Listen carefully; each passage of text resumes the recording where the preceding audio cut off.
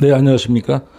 지난번에는 대물 차량 사고에서 보상 책임 발생 요건에 대해서 말씀을 드렸고, 그 다음에 대인 완투에 대해서 보상 책임 발생 요건은 어떻게 되는가를 이제 알아봤고요. 이번 시간에는 무보험차 상해, 쉽게 얘기해서 상대방이 보험을 들었거나 안 들었거나 보험을 들었어도 면책사고에 해당된다거나 저 사람한테 이제 보상을 받아야 되는데 그 사람이 저를 그 보험으로 보상해줄 카바가 없고 자기 개인적으로도 재산이 없어요. 이래서 이런 경우에는 내가 내 보험으로 보상을 받을 수 있는 이 제도를 무보험차 상해 이렇게 되어 있는데 이게 이제 보상 책임의 발생 요건이 어떻게 되느냐에 대해서 좀 알아보겠습니다. 지난번 거는 27편, 28편에서 말씀드렸던 거고요. 이번에는 29편이죠. 내용은 이렇습니다. 대인 부보험 자동차에 의한 상해에서 보험회사는 피보험자가 무보험 자동차로 인하여 생긴 사고로 죽거나 다치게 된 경우에 그로 인하여 배상 책임 의무자가 있는 경우에 보상한다. 아까 말씀드린 대로 내가 잘못한 것이 없는데 상대방 차가 나를 덮쳐서 내가 크게 다쳤습니다.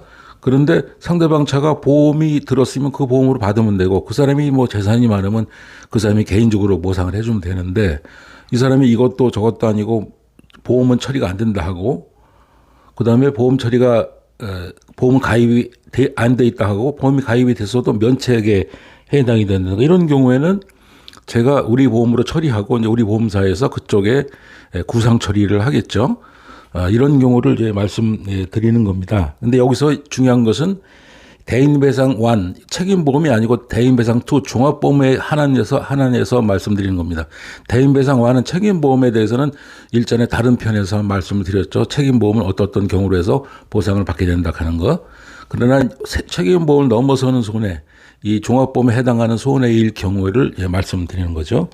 그래서 이 세 가지 요건이 만족이 돼야 되는데 우선 상대차가 그 무보험 자동차일 것, 두 번째가 이제 피보험자가 다쳤을 것, 그다음에 세 번째 배상 책임 의무자가 있을 것.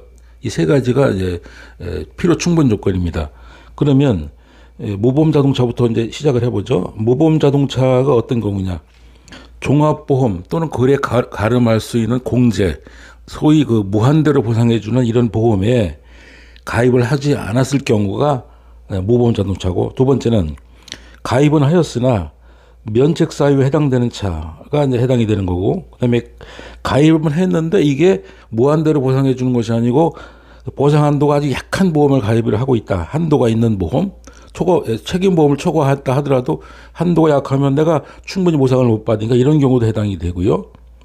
그다음에 이런 경우가 있죠. 나를 여러 가지 1차, 2차, 3차 복잡하게 사고가 나서 나를 누가 보상을 받아야 할지를 모르는 경우, 아직 판결이 난지 않은 경우, 이런 경우에는 명확하게 나를 다치게 한 차가 명확히 밝혀지지 않은 경우에도 이 무보험차로 처리가 되는 거고요.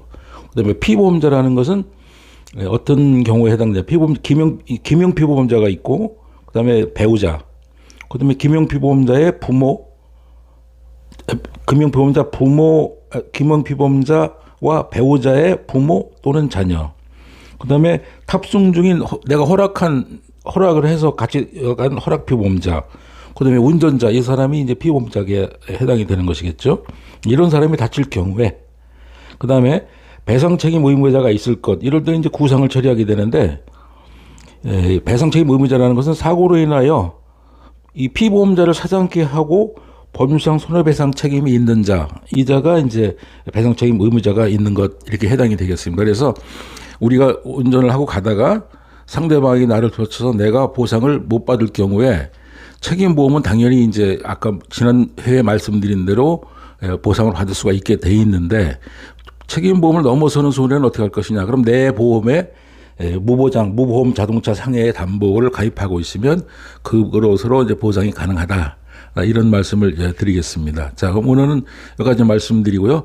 다음 자수에서 또 뵙도록 하겠습니다. 감사합니다.